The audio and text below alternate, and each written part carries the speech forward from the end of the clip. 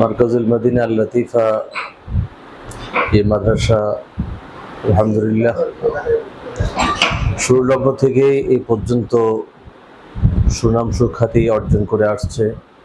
উত্তরোত্তর অগ্রগতি চলছে। অল্প সময়ের মধ্যে সারা বাংলাদেশে এই প্রতিষ্ঠান একটি বিশেষ অবস্থান তৈরি করে নিয়েছে এবং বলা চলে যে সারা দেশের মধ্যে হেফজের অঙ্গনে সেরা 5টি মাদ্রাসার অন্যতম একটি মাদ্রাসা।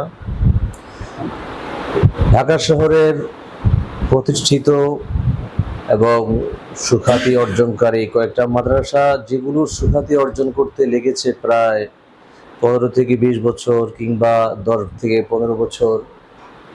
সেক্ষেত্রে এই মারকাজুল মদিনা আল লতিফি এই মাদ্রাসা আল্লাহ পাকের অশেষ মেহেরবানি মাত্র 4 বছরের মধ্যেই সে পর্যায়ে চলে গিয়েছে। সারা দেশের বিভিন্ন পর্যায়ে, জাতীয় পর্যায়ে পুরস্কার অর্জন করতে সক্ষম হয়েছে এবং বাংলাদেশের চলমান অনেক চ্যানেলগুলোতে আলহামদুলিল্লাহ সুনামের সঙ্গে অনেক ভালো ফলাফল করেছে। বিভিন্ন চ্যানেলে চ্যাম্পিয়ন, রানার আপ হয়ে আসছে আলহামদুলিল্লাহ। এবং শুধু এই বাংলাদেশই নয়, মারকাজুল মদিনা আল লতিফি এই ইন্টারন্যাশনাল হেফজ বিভাগের সুখ্যাতি বাংলাদেশ ছাড়িয়ে সারা পৃথিবীর আনাচে কানাচে ছড়িয়ে পড়েছে আলহামদুলিল্লাহ। এবং এই মারকাজুল মদিনা আল লতিফা এই মাদ্রাসার থেকে যারা হিফজ সমাপন করেছে এবং কোরআন শুনিয়েছে, তারা যেভাবে দক্ষ হাফেজ হয়েছে মাদ্রাসা থেকে, ঠিক তেমনিভাবে জামাত লাইনে গিয়ে তারা ভালো ফলাফল করছে। ইতিমধ্যে এই মাদ্রাসা থেকে হিফজ সম্পন্নকারী ছাত্ররা অনেকেই বিভিন্ন মাদ্রাসায় কিতাব বিভাগে ভালো ফলাফল করে চলছে এবং আরবি সাহিত্যের মধ্যেও তাদের বেশ ভালো সাফল্য অর্জন হতে চলছে আলহামদুলিল্লাহ। মাদ্রাসার অগ্রযাত্রা যেভাবে চলছে, আশা করা যায় অচিরে এই মাদ্রাসা সারা বাংলাদেশের মধ্যে 1 নম্বর পর্যায়ে চলে যাবে ইনশাআল্লাহ তাআলা।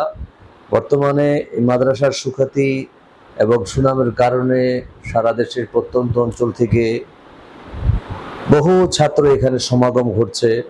আজকের এই উদ্বোধনী অনুষ্ঠানে এবং সবক প্রদান অনুষ্ঠানে লক্ষ্য করা গেছে যে পর্যাপ্ত ছাত্র শুনানি বিভাগে এবং হেফজ বিভাগে 5 পারা, 10 পারায়, 20 পারায় প্রত্যেকটা বিভাগে ভালো ছাত্র আছে। তো এই বছর শুনানিতে যে সকল ছাত্র আছে লক্ষ্য করে দেখলাম তারা অনেকেই অনেক প্রতিভাবান ছাত্র। আশা করি তারাও এই বছর বিভিন্ন চ্যানেলে এবং আন্তর্জাতিক বিভিন্ন প্রতিযোগিতায় ভালো ফলাফল করবে ইনশাআল্লাহ তাআলা। সবথেকে বড় বিষয় হলো এই মাদ্রাসার তত্ত্বাবধান যারা করছেন তারা বাংলাদেশের শিশু পর্যায়ের আলেম এবং যারা ইলমের জগতে বেশ সুখ্যাতি অর্জন করেছেন, হক্কানে উলামায়ে কেরাম, তাদের পরিস্থিতিতে তাদের তত্ত্বাবধানে এই প্রতিষ্ঠান চলছে।